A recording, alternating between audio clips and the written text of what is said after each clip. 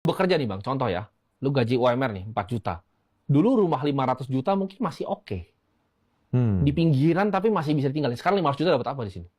Ada nggak di dunia ini yang memainkan ini Oh semua? ada dong, pasti ada. Pemainnya ya ada ya? Pasti ada, pasti ada, pasti ada. Untuk memainkan ini semua di sini, kan lu pasti pelajarin itu.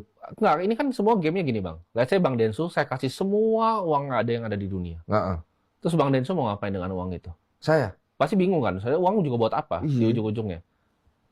Jawaban adalah manusia ketika sudah punya semuanya di dunia, yang dia mau adalah kontrol.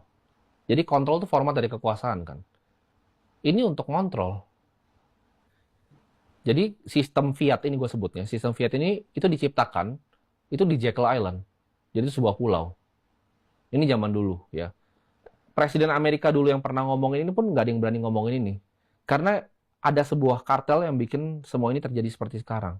Dan 1971 Presiden Richard Nixon itu lepas uang dari emas. Nah ini mungkin gue jelasin dari kertasnya dulu nih. Kenapa formatnya kertas? Zaman dulu orang transaksi pakai emas bang. Nah gue kasih contoh sederhana aja. Kita ke zaman kerajaan kuno. Misalnya Bang Densu itu adalah pekerja sama seorang raja. Bang Densu digaji dengan kepingan emas. Kepingan emasnya itu perlu diinvestasikan nggak bang? Perlu. Sebenarnya jawabannya enggak. Kepingan emasnya tetap Bang Densu bisa tuker untuk lain, nilainya nggak kurang. Nilainya Emasnya malah nambah nggak kan? dipatah. Kalau emas Iya. kan, maksudnya iya. Zaman dulu kan tapi nggak ada nilai nambah tuh orang, cuma kepingan doang. Oh, oke. Kepingannya nggak patah kan bang? Heeh. Nggak diambil sama orang, nggak digigit tikus. Enggak. Kenapa kalau sekarang orang bekerja gaji UMR tuh harus investasi kalau nggak mati? Ya nanti Berarti uangnya ya turun. ada uangnya turun. Heeh. Itu sama aja emasnya dipotek setengah tiap 3 tahun. Iya. Itu kan sistem yang nggak adil. Iya. Nah, zaman dulu emas.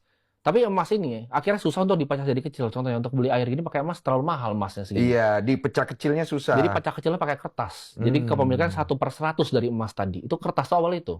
Jadi kertas itu sistemnya hutang atau riba. Jadi kertas yang pertama tuh hutang. Ini sampai 1971.